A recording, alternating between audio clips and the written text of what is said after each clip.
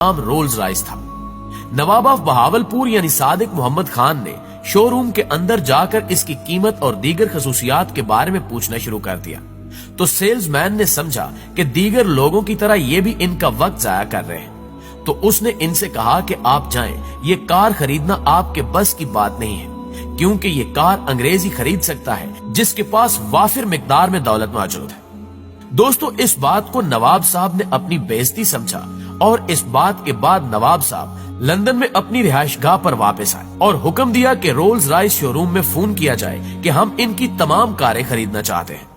हुक्म की तामील हुई, फोन किया गया और नवाब साहब रिहायशगाह से शोरूम की जानिब रवाना हो गए। मतलूबा जगह पर पहुंचने के बाद रोल्स रॉयस शोरूम के स्टाफ ने नवाब ऑफ बहावलपुर का पुरतपाक इस्तकबाल किया और नवाब साहब के इस्तकबाल के लिए रेड कारपेट बिछाया गया।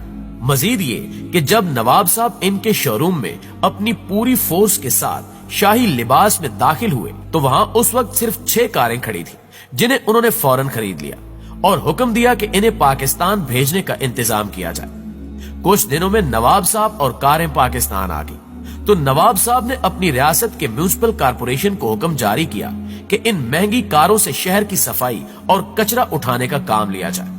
तारीख के मुताबिक ये वाकया सन 1969 का है। चूंकि रियासत के नवाब का हुक्म था तो कैसे न माना जाता। बहावलपुर म्युनिसिपल कारपोरेशन ने इन गाड़ियों के आगे झाड़ू लगाकर शहर भर की सफाई शुरू कर दी।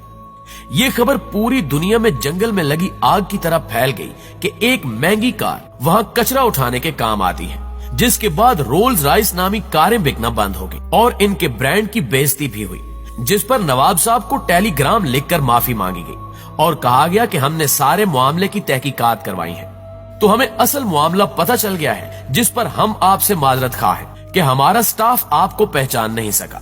बराए मेहरबानी आप इन गाड़ियों से सफाई का काम करवाना बंद कर दें। यही नहीं बल्कि मजीद 6 रोल्स रॉयस कारें नवाब सादिक खान अब्बासी को बतौर तोहफा भी भिजवाएगी, जिसे नवाब साहब ने कायदे आजम और दीगर लोगों को गिफ्ट कर दिया।